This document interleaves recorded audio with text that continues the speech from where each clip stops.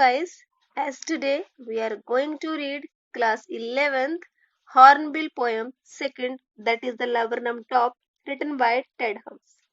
So guys, before to read the poem, first of all about the poet. As I talked about the poet, Ted Hughes was born in 1930 and he was died in 1998. He was born in West Yorkshire and educated at Maxborough Grammar School and Pembroke College, that is in Cambridge. As a boy, he spent a lot of time on shooting and fishing and developed an obsession with birds and animals, which is evident in the Laburnum Top as well as in many other works by him. Guys, अगर मैं Ted hugs के बारे में बात करूं तो being a boy, जब ये एक लड़के थे, युवा थे, तो इन्होंने अपना मैक्सिमम टाइम शूटिंग में और फिशिंग में बिताया, जिसकी वजह से इनके अंदर जानवरों और पक्षियों के लिए एक लगाव आया और जिसका रूप देखने को हमें इनकी पोएम द लैबरनम टॉप में और इनके अलावा इनके बहुत सारे पोएट्री वर्क्स में देखने को मिलता है. As I talked about this one poem captures the beauty and silence of a natural world. इस कविता के अंदर उन्होंने प्रकृति के सौंदर्यमय रूप और उसकी शांतिमय रूप को हमारे सामने जागृत किया है. Besides several volumes of poems, Ted Hughes only published plays for children. Many of poems constitute interesting examples of the topographical poetry, and he also being as the laureate poet in 1984 and breathed his last in 1998.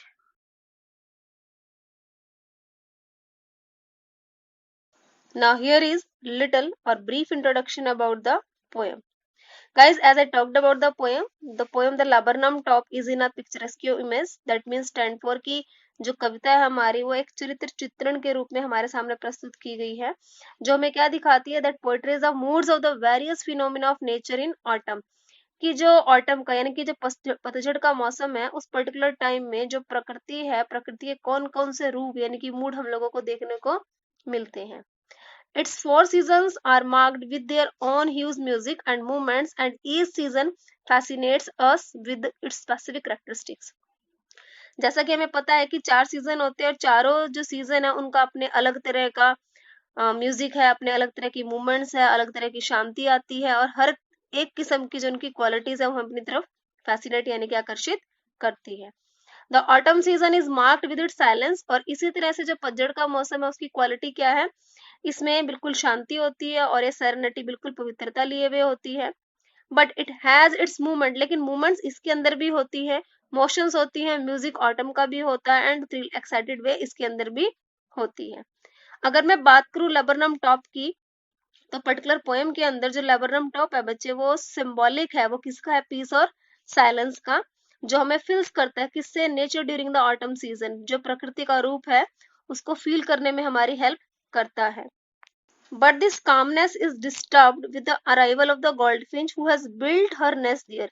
लेकिन इसी poem के अंदर बच्चे देखो, ये तो दिखा दिया कि लैबरनम टॉप किसका सिंबल है, पीस और साइलेंस का, लेकिन इसी लैबरनम टॉप की जो पीस और साइलेंस है बच्चे, वो डिस्टर्ब हो जाती है कब, जब एक गोल्डफिंच पक्षी आकर इसके ऊपर बैठता है, अपने नेस्ट पर, अपना नेस्ट इस पर बना लेता है, उस पर बैठता है.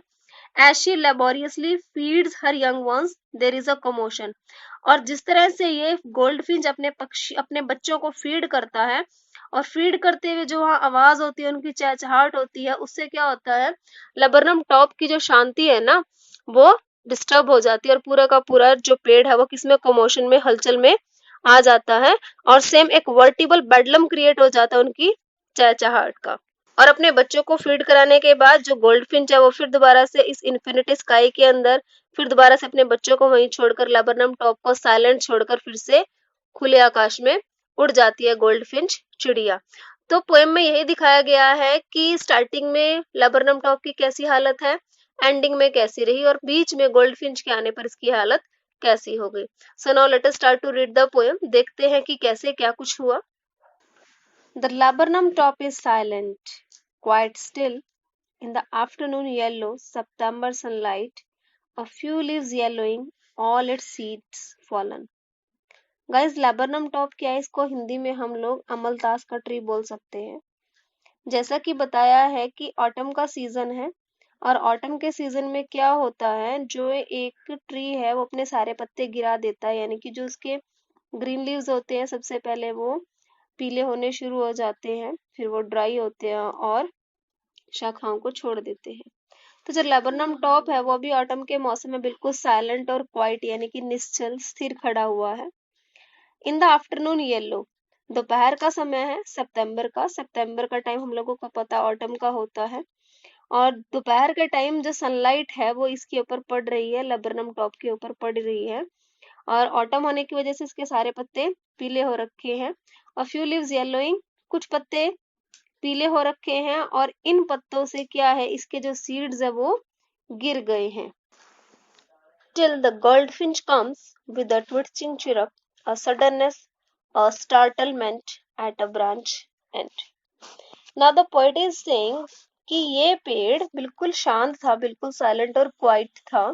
आफ्टरनून में जिसके लीव्स थे वो येलो नजर आ रहे थे और ऑटम का मौसम था। तभी क्या हुआ, एक गोल्डफिंच पक्षी, mark the word goldfinch, that word stand for एक छोटा सा गाने वाला पक्षी यानी कि एक सिंगिंग बर्ड है ये। वो क्या करता है, with a twisting chirrup, mark the word twist, that word stand for झड़कना या फड़काना। वो चहचहाता हुआ अपने पंखों को फड़काता हुआ आया और इस लाबरनम टॉप के एक ब्रांच के ऊपर बैठ गया। A suddenness, a startlement and at a branch end, जो ये पक्षी आया ना, ये चहचहाते हुए आया और अचानक हैरानी से इस पेड़ की एक ब्रांच के किनारे पर जाकर बैठ गया। गाइस अगर आप देखो तो ये जो गोल्डफिंच है इसका कलर भी कैसा होता है, येलो, और जो हमारा लेबरनम टॉप है वो भी ऑटम में कैसा हो रखा है, वो भी येलो कलर का। तो देखा जाए तो इन दोनों के अंदर एक सिमिलैरिटी दिखा रखी है, ठीक है, यानी कि जो हमारा लेबरनम टॉप है वो भी येलो है और हमारा जो गोल्डफिंच पक्षी है वो भी येलो कलर का है।